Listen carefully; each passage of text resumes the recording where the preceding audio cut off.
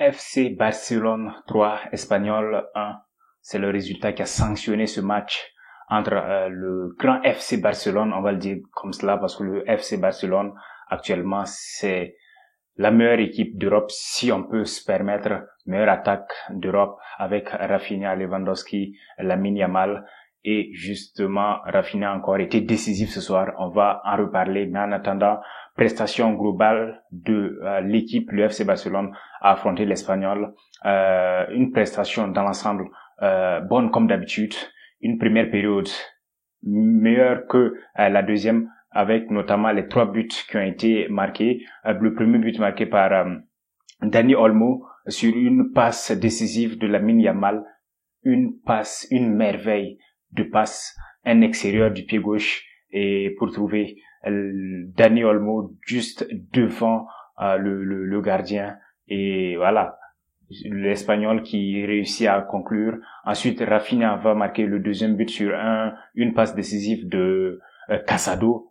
Une passe également exceptionnelle, un appel de balle de Rafinha, un très bon appel de balle, et une finition en une touche.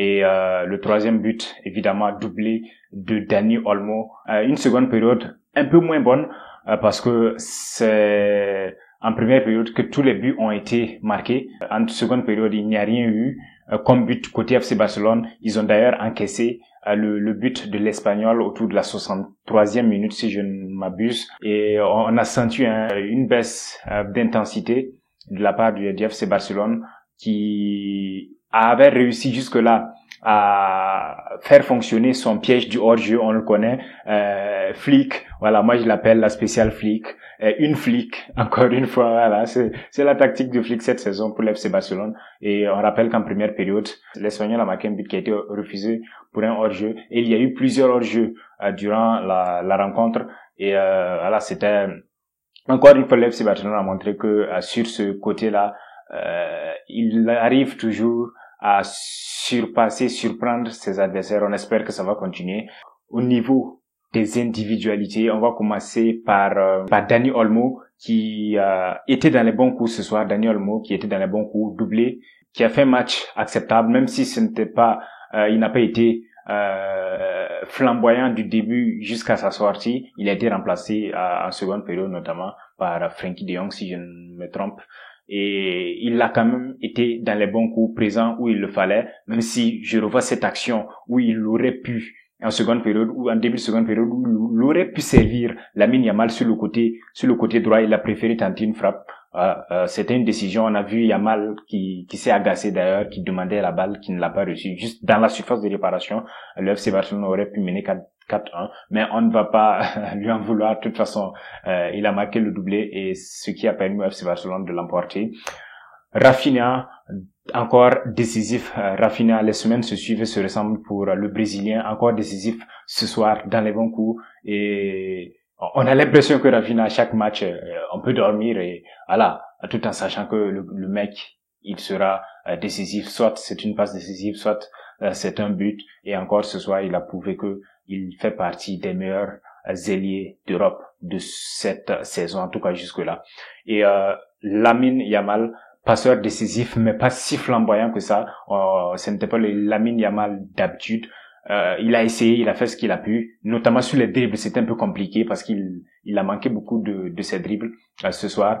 Et je pense que on va faire une transition en même temps sur Hector Fort, le latéral droit qui était sur son côté, qui était titularisé à la place de Jules Koundé, qui n'est pas beaucoup monté, voilà, et un match défensivement solide de sa part, mais qui n'a pas été offensivement présent, ce qui, je pense, a joué contre Lamine Yamal, qui n'avait pas quelqu'un sur qui s'appuyer, comme il le fait avec Jules Koundé, s'appuyer pour faire des 1-2 débordés. Hector Fort n'est pas allé déborder. La seule fois où je l'ai vu déborder, il n'y a pas eu de centre, mais défensivement, il était bon. On a vu quand Koundé est rentré, il y a eu cette petite connexion qu'il y a entre les deux, entre lui et Lamine Yamal et lui. Et voilà.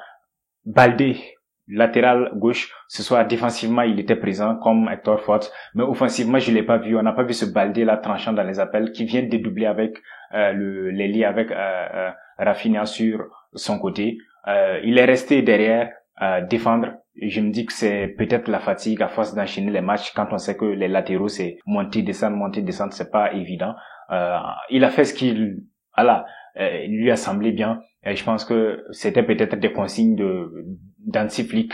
Et puisque les deux ne sont pas montés du tout, Baldé qui était habitué à monter, à centrer et tout, ce soir on l'a pas beaucoup vu dans ce registre-là.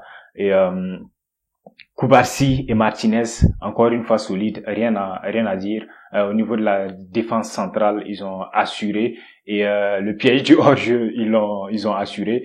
Et Casado et Pedri au niveau du milieu de terrain, ça veut dire moyen, mais ils ont fait le boulot.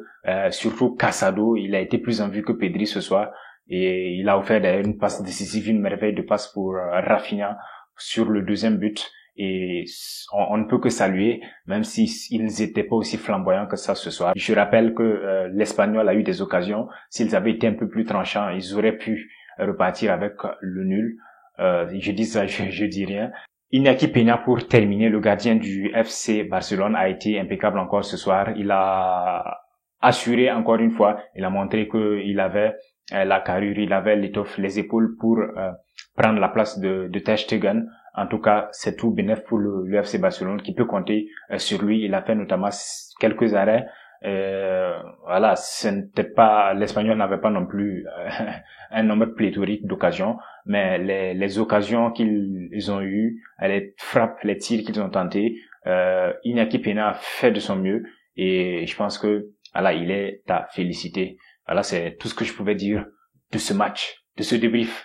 FC Barcelone 3, Espagnol 1 et le FC Barcelone qui domine actuellement l'Europe. Et on espère que ça va continuer tout au long de la saison. Et on se retrouve très prochainement pour d'autres débriefs. Salut.